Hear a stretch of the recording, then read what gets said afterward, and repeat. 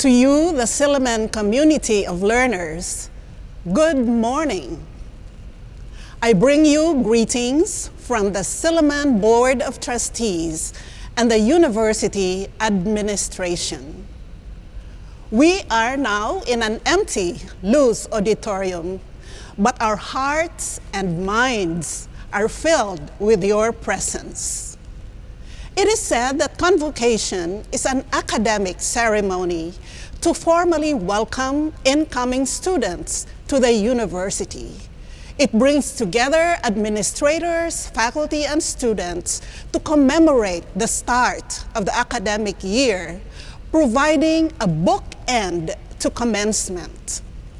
Last school year, we were not prepared to transition into a virtual university convocation as we were orienting ourselves with the new school opening, the celebration of the Founders' Day, and the many details that competed for our attention as we launched our online university learning. This academic year, 2021-22, the Founders' Day event last month served as teaching learning moments about our history as an institution, the tenets and principles we are grounded on, and the strong bond and loyalty created among students and graduates over the period of many years. I have given this presentation the title of COVID, Corals, and College, as I will reflect on three key disruptions that are obtaining as we enter the current school year. First off, we continue to be in a COVID-19 pandemic. In fact, COVID's new reality is that its risk is here to stay for an extended period of time.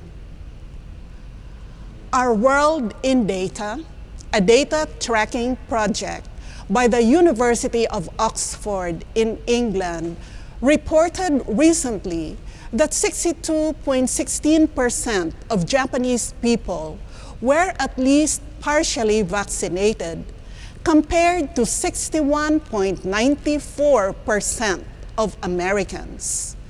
In the same data set, the Philippines is reported to have vaccinated 15% of our population, one of the lowest vaccination rates in Asia. Even after getting the shot, vaccinated persons are facing a disheartening reality. We'll have to live with some level of COVID risk for the foreseeable future. And now we have the Delta variant. So we all have to figure out what is a sustainable and ethical level of risk to incorporate into our day-to-day life. Students, like most of you who are young and healthy, may be low-risk persons. And for your group, this main fear isn't getting the virus. Rather, it is contributing to the spread of the virus among the unvaccinated and the vulnerable. This means that responsible citizenship in the area of health, safety, and security should keep us wondering whether we should dine indoors, keep struggling to make travel plans and taking coronavirus tests after being in what is perceived to be high-risk situations, or being in quarantine or not leaving home when we are exposed to those who are COVID positive. These are all things we had hoped were behind us after being fully vaccinated. But not yet. For the good of all, we must continue to wear face mask and face shield, observe physical distancing, wash hands, and when available, you queue up and submit yourself to vaccination. The safety of one is the safety of all. For this reason, the university has its own vaccination program. Our in-person classes are limited to health-related programs with strict adherence to health safety and security protocols. As certified by the Commission on Higher Education, we have limited face-to-face instruction in nursing, physical therapy, medical technology, and medicine. A second disruption is a disaster which we try our best to avert, is ecological in nature. The proposal to build artificial islands along the Dumaguete shoreline has been opposed as this will effectively decimate the living ecosystems and marine protected areas for our over 200 species of fish and various marine life habitats on which many households depend on for their source of protein. The campaign against the destruction of the environment is an articulation of the university's vision to be a leading Christian institution committed to total human development for the well-being of the society and the environment. Our concerned academic units are hard at work in sharing science-based data, legal bases, and factual information, and in banking on community partnerships with government agencies, non-government units, church-based groups, and people's organizations. We continue to deal as a university with ways to prevent ecological disaster via information, education, communication, and community engagement strategies. A third disruption is in our very own school or college life. Online learning is here to stay as part of a 21st century education. So what are the characteristics of a 21st century learner? The learner of this 21st century is flexible and adaptive, is a lifelong learner, is technology savvy, is a team leader and collaborator, and is creative and innovative. To what extent are our teachers and students able to meet the required skills in present-day education? Our efforts at retooling and upskilling of learners in pace with the demands of online digital learning.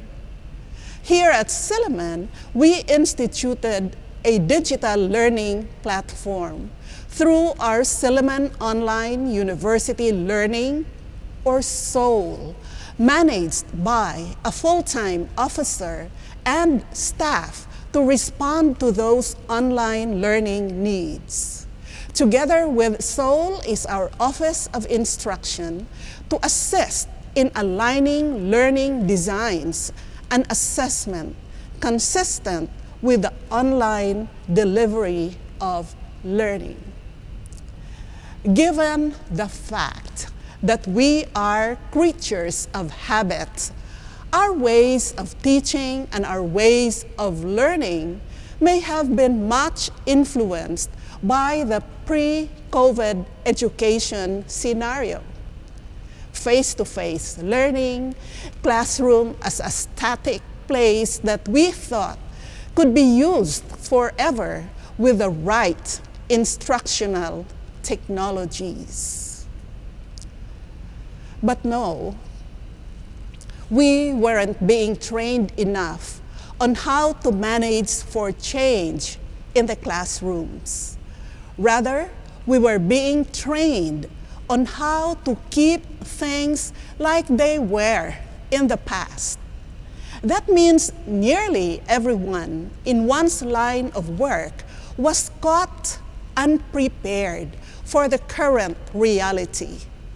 We now have a whole profession of people, not just in education, having to shift how we think, feel, and act in our world of work.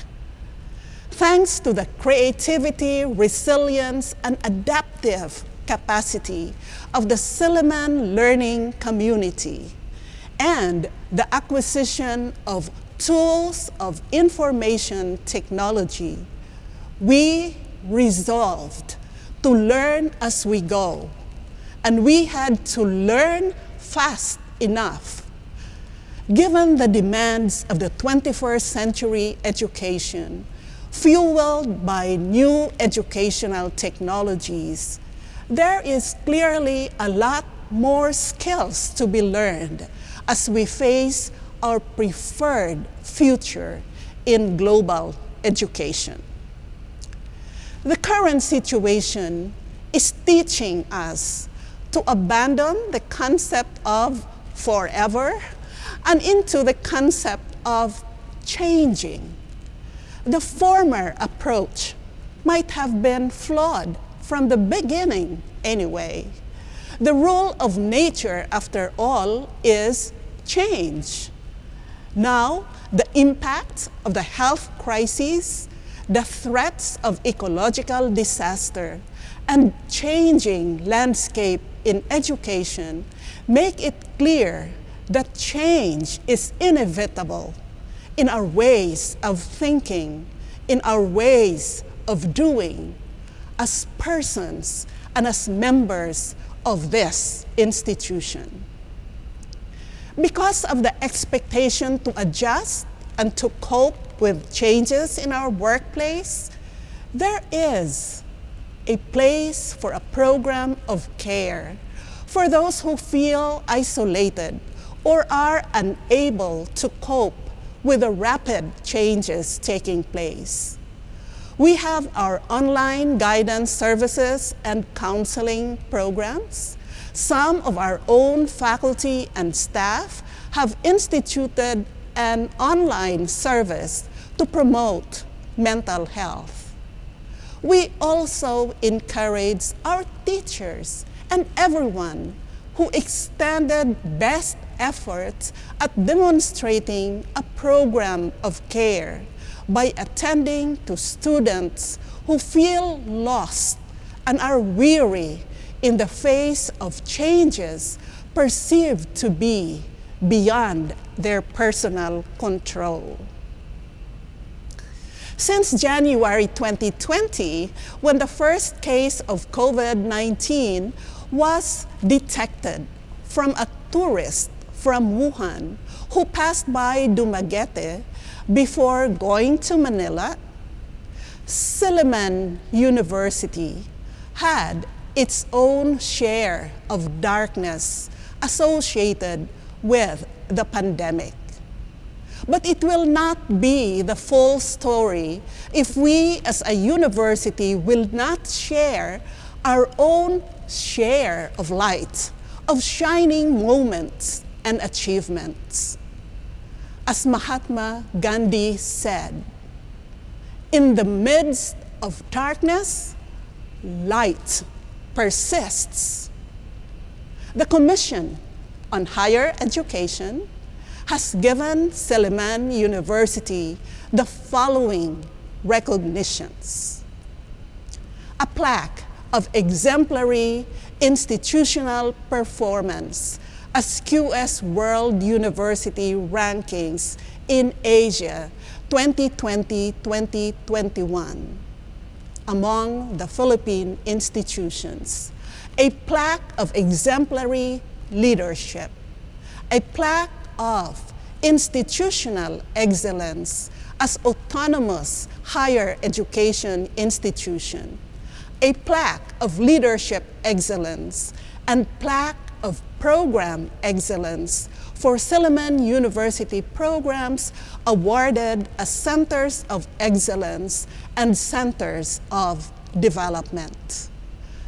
Certificate of appreciation as a CHED partner for quality assurance in higher education.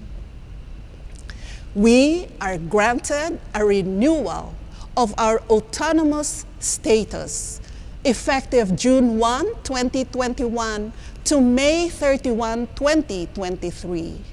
We fared well in the league tables, such as placing 6th in the 2021 Philippine University ranking. And we showed good performance in licensure examinations, such as in the recent nurse licensure exams, wherein we have 2 top-notchers, one in 5th place and another 9th place. The university hosted a number of international events and conferences. We even increased enrollment at the tertiary level. We often cite in our Silliman logo the 3 words, Via Veritas Vita. In that logo is actually a lighted lamp that is seldom referred to. A lamp that is lit symbolizes that education and the things we do in our respective roles as faculty, students, as staff can bring us out of darkness, in the scars of a pandemic, in the violence against the environment, and in the disruptions occurring in global education. Let us all carry with grace, loyalty, and dignity our brand of lighted lamps to eliminate darkness around us. Let your lights so shine before men and women that they may see your good works and glorify our Father in heaven. Blessings and cheers to us all in this new school year.